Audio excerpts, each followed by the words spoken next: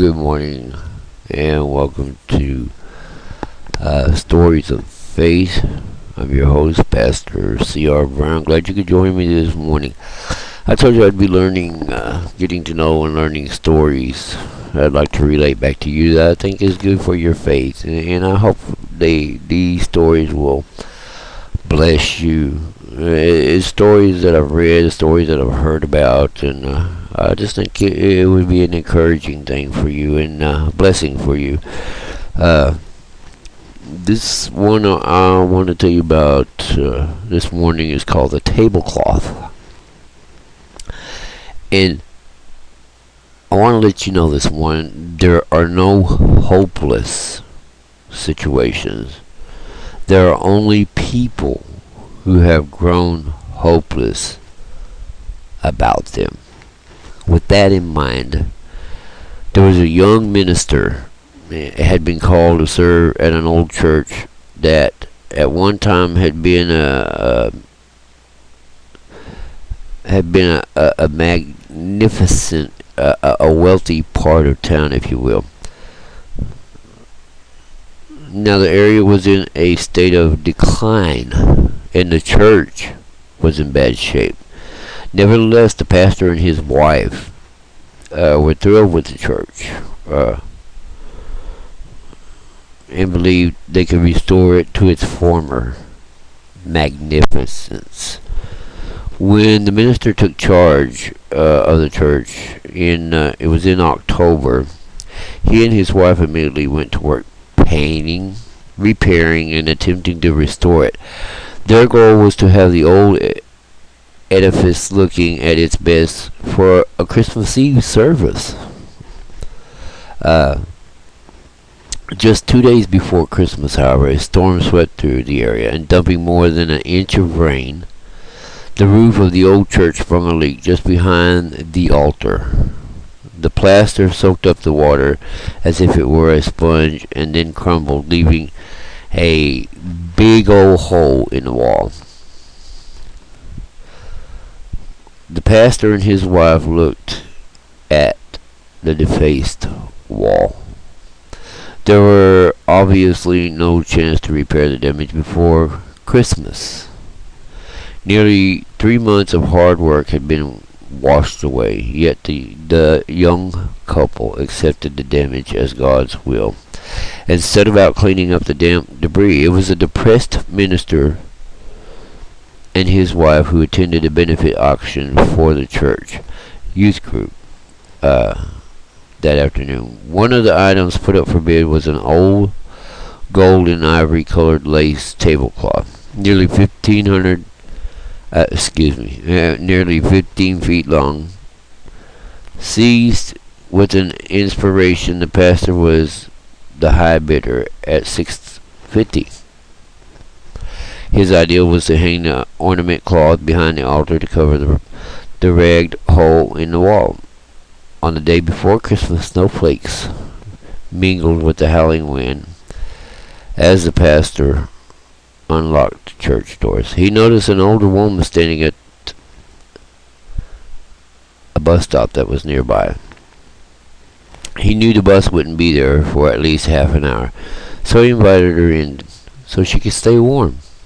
She wasn't from the neighborhood. She explained that she had been in the area to be interviewed for a job as a governess to the children of a well-known wealthy family.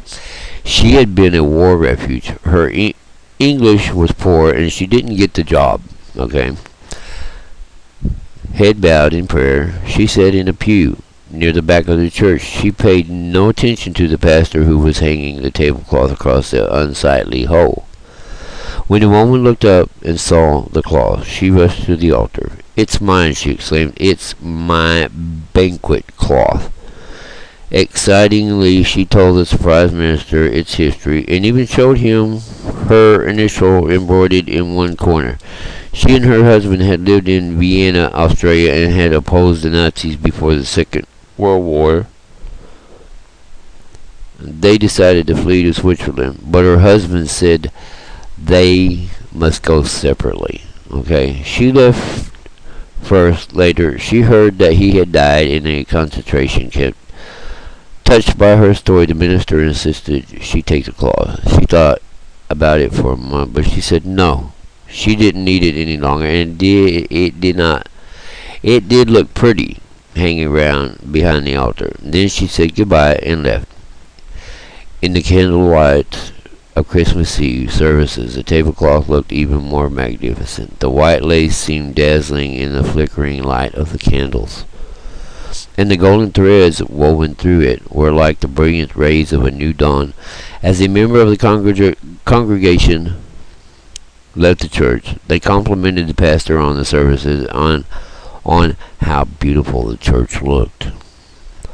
One older gentleman lingered, admiring the tablecloth, and as he was leaving, he said to the minister, "It's strange. Many years ago, my wife, God rest her, and I owned such a tablecloth. She used it only very special occasion, but we lived in Vienna then. The night air was freezing, but the goosebumps on the pastor's skins weren't caused by the weather." As calmly as he told the man about the woman who had been to the church that very afternoon. Can it be, the old man's tears streaming down his cheeks, that she is alive? And how can I find her? The pastor remembered the name of the family who had interviewed the woman, with the trembling old man at his side. He telephoned the family and learned her name and address. In the pastor's old car, they drove to her home, and on the other side of town together they knocked on her apartment door. When she opened it, the pastor witnessed the tearful, joyful, and thrilling reunion of husband and wife. Some people would call it an extremely lucky change happening, the results of a hole in the church wall, an old tablecloth, a pastor's ingenuity in solving a problem,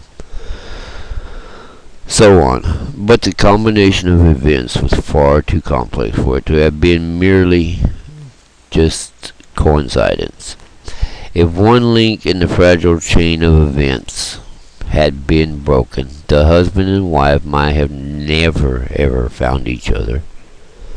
If the rain hadn't come, if the church roof hadn't leaked, if the pastor had decided not to go to the auction, if the woman hadn't been looking for a job or standing on the corner at just the right time, the list of its virtuality was endless. It's simply this: God's will. And as it has been said many times, He works in mysterious ways. Something to think about this morning.